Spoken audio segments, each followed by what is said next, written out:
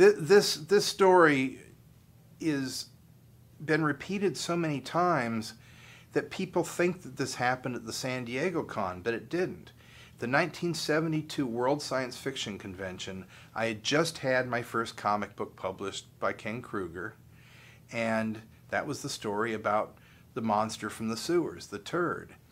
And I've just done a comic story that'll be in a Dark Horse Presents, but the short form is, I was wondering, having been to the World Science Fiction Convention, I think in '68, and that was in Berkeley in '68, can you imagine what a scene that was?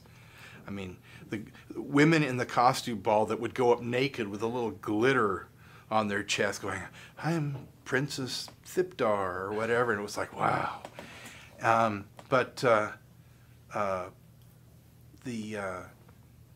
The Turd came about me seeing people who really were making incredibly complicated, beautiful costumes that looked like they'd worked all year on. And my question was, I wonder what they'd do if somebody came up in a costume that they'd created in the last 5 minutes. And Terry Stroud said something about, well, why don't you go as the Turd? And I thought, well, that's kind of funny, because it had to be something from comics or movies or science fiction. So we drove, it was at the LA International Hotel. Like I said, this is the World Science Fiction Convention in '72. I turned 21 that weekend, so to show my maturity, I drove down to the Smart and Final wholesale store and bought 3 6-pound tubs of peanut butter, chunky peanut butter, a pair of legs hosiery for women, and a toilet plunger, and just to make the effect realistic, a can of corn niblets. And I went back to my room and covered myself with peanut butter. I used the hosiery to create like a mask that went over my head so I could breathe, so I could put the stuff all over me.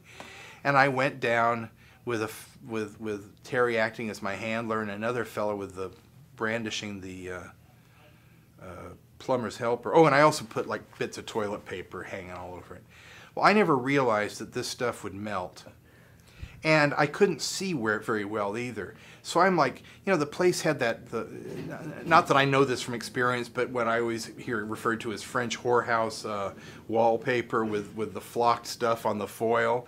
And I'm bumping up against it, and I'm bumping up against people in their costumes, and I'm leaving a trail of melted peanut butter. Well, I entered the contest, and they created a new category for me, most revolting. And I was very proud of that. So I go back and I'm washing the stuff off. And I mean, it was the longest shower I've ever taken. I went through a whole big bottle of Johnson & Johnson's baby shampoo. I had really long hair in those days, and I was trying to get it out of my hair, the oil, and it was just ridiculous. And the next morning, the maid came, and I'm like really worried, because I'm like, geez, she's gonna think I'm an animal. And she said, what happened here? And I said, well, you know, I had a funny costume last night and I washed it. She goes, oh, honey, she says, this is nothing. I've seen worse than this. Well, I didn't know it, and this was not intended as any kind of a, you know, terrorist event. I was just being silly. I was really into Dada at the time, so I thought, I want to do something that's just completely bizarre. Well, about 2 weeks later, all the plumbing in the hotel exploded. I mean, just all over.